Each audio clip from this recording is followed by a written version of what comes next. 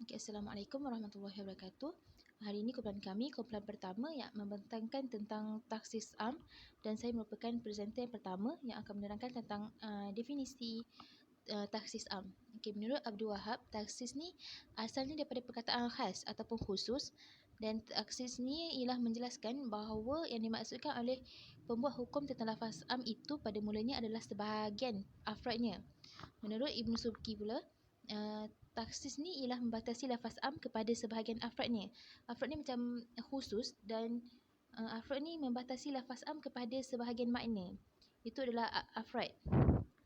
Okey, taksis ni adalah pengkhususan makna dalil Al-Quran dan hadis yang umum sama ada dengan dalil yang sama ataupun dengan dalil yang berbeza. Contoh dia dalam surah Al-Ma'idah yang bermaksud, dan orang lelaki yang mencuri dan perempuan yang mencuri, maka potonglah tangan mereka. Okay, seterusnya kita pergi kepada mukhassis mustaqil. Mukhassis ni bermaksud perkara yang mengkhususkan, manakala mustaqil ni pula bermaksud terpisah atau tidak tercantum dengan dalil itu. Mukhassis ni ada pada tempat lain, tidak bersama lafaz yang umum. Dia berdiri sendiri dan tidak ada separuh daripada kata-kata yang melengkapi ke atas lafaz am. Okey, seterusnya taksis Al-Quran dengan Al-Quran. Okey, nas syara Al-Quran adalah Al-Quran dengan As-Sunnah. Okey, antara kaedah menggunakan nas untuk mengkhususkan makna yang lain adalah taksis Al-Quran dengan Al-Quran. Okey, dalam surah Al-Baqarah ayat 228 yang bermaksud wanita-wanita yang ditalak hendaklah menahan diri 3 kali kuruk. Kuruk ni kalau orang tak tahu, kuruk ni maksud dia suci. Okay, ketentuan dalam ayat di atas berlaku umum bagi mereka yang hamil ataupun tidak. Tapi ketentuan itu dapat mentaksiskan dengan surah At-Talaq yang bermaksud, dan perempuan-perempuan yang hamil waktu iddah mereka itu ialah sampai mereka melahirkan kandungannya. Dan surah firman Allah juga dalam surah Al-Baqarah, dan isteri-isteri yang diceraikan itu hendaklah menunggu dengan menahan diri mereka daripada berkahwin selama 3 kali suci. Keterangan bagi taksis Al-Quran dengan Al-Quran ini pada ayat pertama dan surah At-Talaq tadi, ayat pertama itu bersifat am. Dengan demikian keumuman bagi setiap wanita yang diceraikan harus bereddah 3 kali ataupun harus suci 3 kali dan tidak berlaku bagi wanita yang sedang hamil dan yang diceraikan dalam keadaan belum pernah digauli. Ayat kedua juga bersifat am, mencukupi setiap isteri-isteri yang diceraikan sama ada dalam keadaan hamil ataupun tidak, disetubuhi ataupun belum. Jadi kedua-dua ayat dari surah Al-Baqarah dan At-Talaq ini bersifat am. Assalamualaikum warahmatullahi wabarakatuh. Nama saya Nur Iman Ashraf bin Syafruddin, Metrik di 193111979. Ingat tajuk yang seterusnya, taksis Al-Quran dengan Sunnah. Pengkhususan lafaz dari Al-Quran dengan Sunnah mutawatir.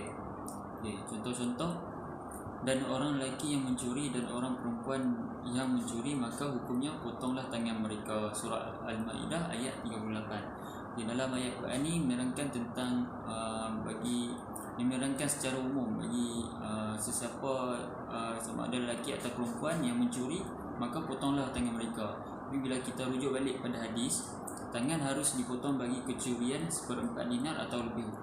Hadis riwayat Bukhari. Tengok dalam hadis ni dia tak menerangkan secara umum, maksudnya sesiapa yang mencuri pada kadar yang ditetapkan, maka haruslah dipotong tangannya.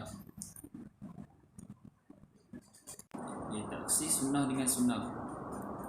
Lafaz sunnah dikhususkan dengan sunnah yang lain. Contoh-contoh, berwuduklah dengan menyebut nama Allah. Hadis riwayat Abu Daud. Kemudian kalau kita rujuk hadis yang lain, tiada wuduk bagi siapa yang tidak menyebut nama Allah atas wuduknya.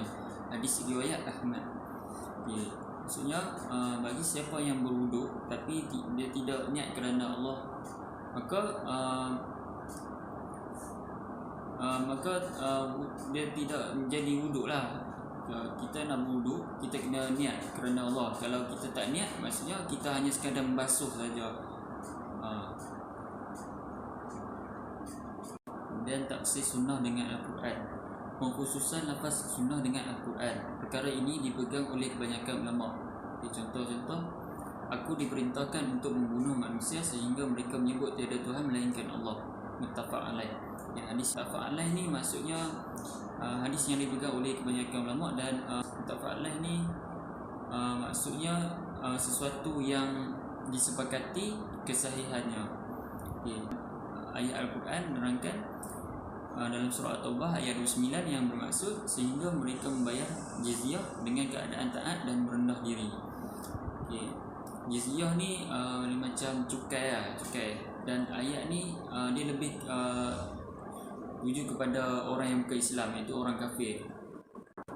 Cukai dikenakan kepada orang yang bukan Islam supaya mereka merasa merendahkan, supaya mereka merasa rendah diri. Akal. Hukum akal terbahagi kepada 3. Yang pertama, wajib, perkara yang menjadi satu ketetapan bagi akal.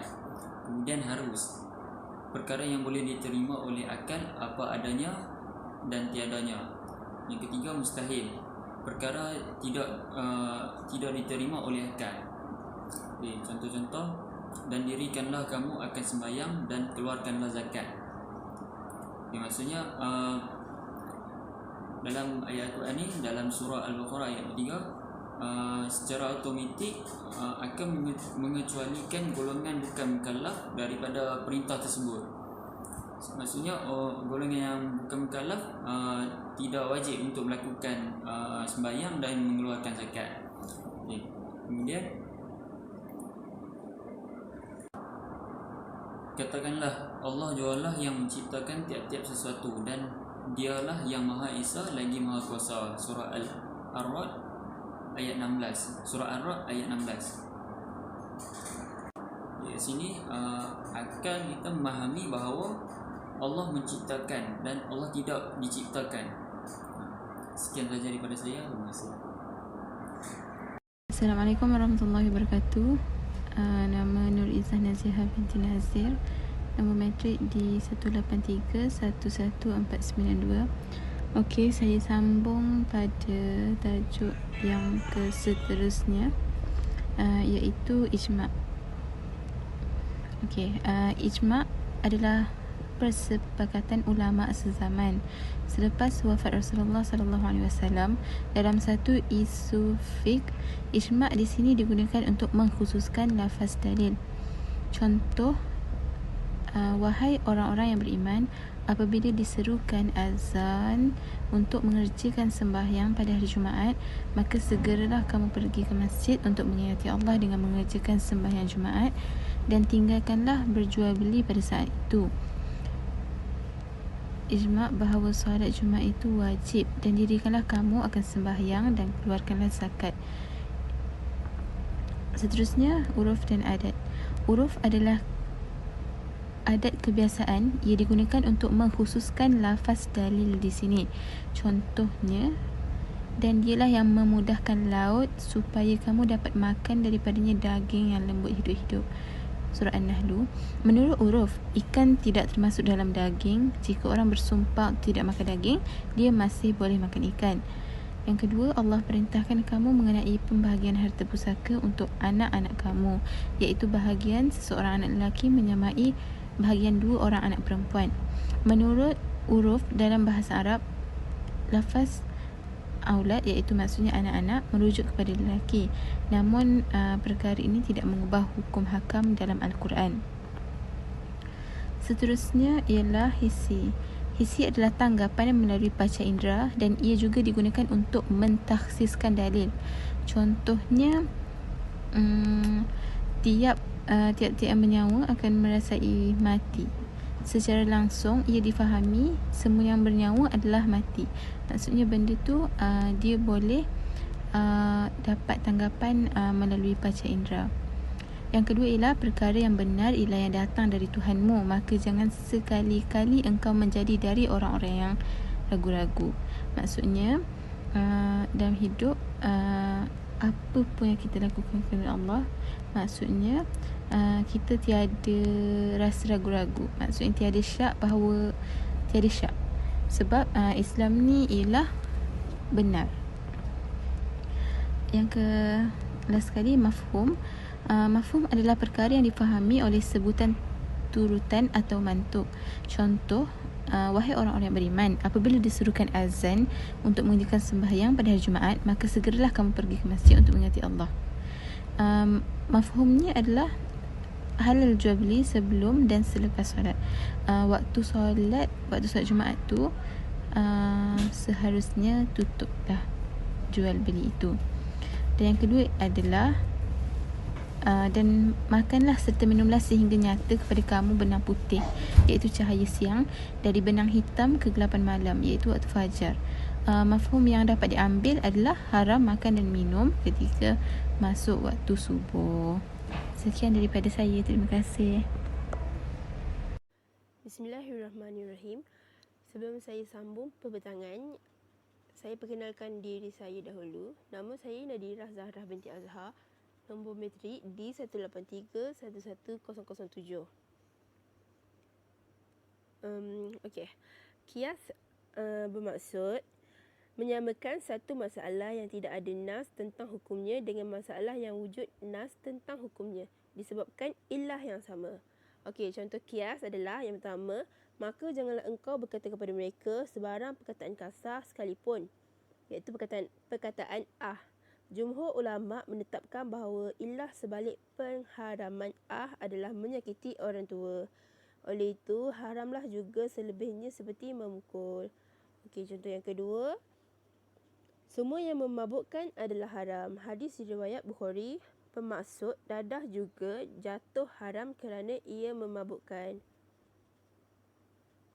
Okey, qaul sahabi.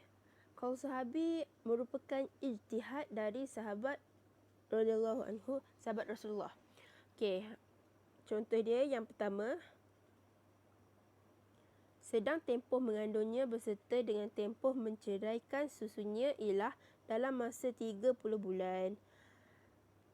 Al-Ahqaf ayat 15, iaitu qaul Aisyah radhiyallahu bahawa waktu kehamilan maksimum bagi wanita adalah 2 tahun dan waktu minimum adalah 6 bulan. Okey. Contoh yang kedua, barang siapa menggantikan agamanya iaitu murtad, maka bunuhlah dia. Hadis riwayat Bukhari.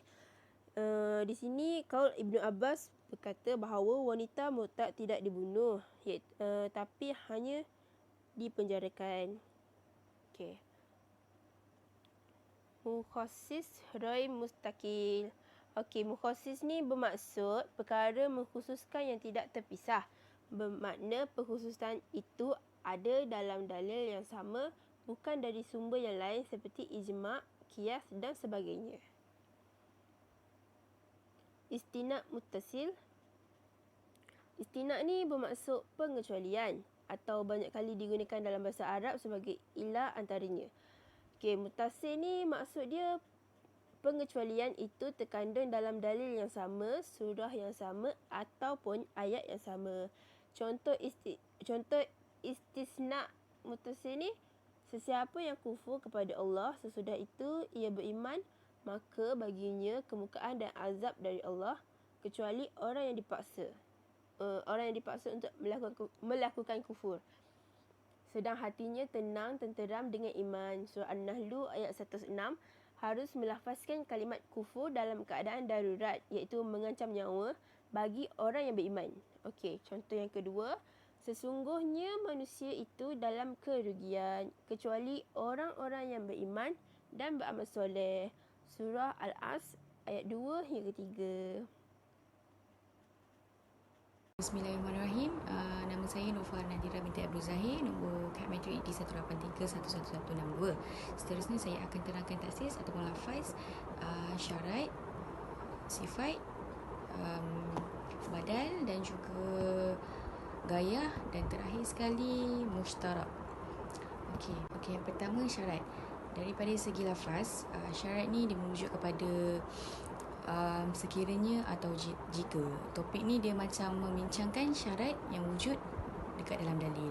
Contoh dia macam dekat dalam slide, dan bagi kami dan bagi kamu 1/2 dari harta yang ditinggalkan oleh isteri-isteri kamu jika mereka tidak mempunyai anak. Surah An-Nisa ayat 12. Maksudnya kat sini duda kematian isteri atau duda yang kematian isteri boleh dapat separuh harta jika mereka tidak ada anak. Jika isteri itu tidak ada anak. Namun dia akan mendapat 1/4 sahaja jika ada anak. Dan yang bawah tu contoh dia lagi, dan suami-suami mereka berhak mengambil kembali, rujuk akan isteri-isteri itu dalam masa iddah mereka jika suami-suami bertujuan hendak berdamai. Surah Al-Baqarah ayat 228. Kat sini maksudnya rujuk adalah untuk perdamaian antara suami isteri. Seterusnya pula sifat. Lafaz sifat ni dia seperti hamba yang beriman. Perkara ni dia wujud dekat dalam dalil yang sama, contohnya dalam ayat surah An-Nisa ayat 25. Dan sesiapa di antara kamu yang tidak mempunyai kemampuan yang cukup untuk berkahwin dengan perempuan-perempuan yang baik, yang mereka yang terpelihara kehormatan lagi beriman, maka bolehlah kamu berkahwin dengan hamba-hamba yang beriman yang kamu miliki. Maksud dia kat sini, jika tidak mampu berkahwin dengan perempuan mereka, bolehlah berkahwin dengan hamba yang dimiliki dengan syarat yang dia beriman. Yang kedua pula daripada surah An-Nisa juga ayat yang ke-92, dan sesiapa yang membunuh seorang mukmin dengan tidak sengaja, maka wajiblah ia membayar kafarah dengan kemerdekaan seorang hamba yang beriman.